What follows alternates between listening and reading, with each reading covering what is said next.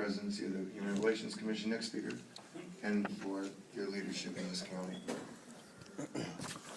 Hello, my name is R.Joshua Collins, and I'm the founder of the Facebook group Homeless Advocates for Christ, and I've worked with Brad Fieldhouse and other people also regarding homeless issues. I've been traveling since about 2002, living with the homeless. I used to be a math instructor before God called me into this mission and this journey, so I have a lot of experience living with the homeless, and I found that actually some of the worst threats to me wasn't the homeless people, but more the bigots that hate homeless people, as well as police that back them up.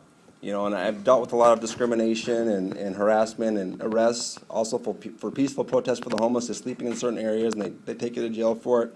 It's very, very sad. See what happened with Kelly Thomas and things. If he would have had some home to go to, that wouldn't have happened. So I think it's a stewardship issue. There's a lot of wasted resources and buildings. We see wasted lives. Kick God out of school and everything, and exalt materialism, corporate greed, and these types of things. And look what happens. You have all the people on the street. You have all the outsourcing of the jobs. That no one's really talked about that, and the slave labor in other countries. These corporations have a lot to do, I think, with the homeless problem also. And not all the homeless are criminals, but many corporations are, and they're violating people's rights all the time. So who owns it all? God really ultimately owns everything. And are we going to give back to God what's His and properly steward things? It's not ours. I had plenty of money and a place to stay and all that.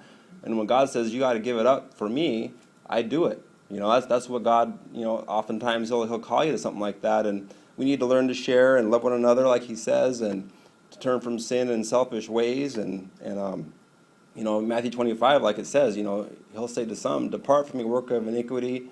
The ones that didn't help the poor and the needy and that type of thing, and they're going to go with the devil and the angels and the hellfire. So, is that what we want? Ultimately, as our soul, it's important to make sure you seek first God's kingdom.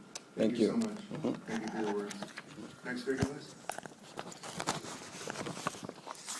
Hello, I'm Lou Noble. I just want to say that I approve. This shelter has been long awaited, and it's not. This is just the beginning. I go to council meetings month after month, and this shelter is needed, and people who think that presume that it's going to be catastrophe. Well, the homeless are not leopards, okay? They're people just like us. People that lost their homes, veterans, children, women that are actually subject to a lot of discrimination, but a lot of abuse of a lot of people that are out there criminals. We've been asking for not just shelters, but safe zones. Most of them just want to be left alone, and our Constitution and our Bill of Rights, it reads that it's liberty and justice for all on our pledge that we pledge, and that we take it seriously, but that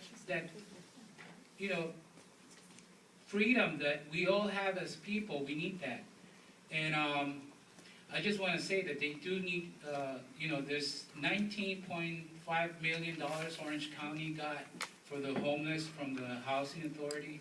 Well, we could put a safe zone, a park of their own. They don't even want a building, they just want a park of their own. And I'm pretty sure we could find something like that for the meantime, because the shelters are closed, the armory's closed.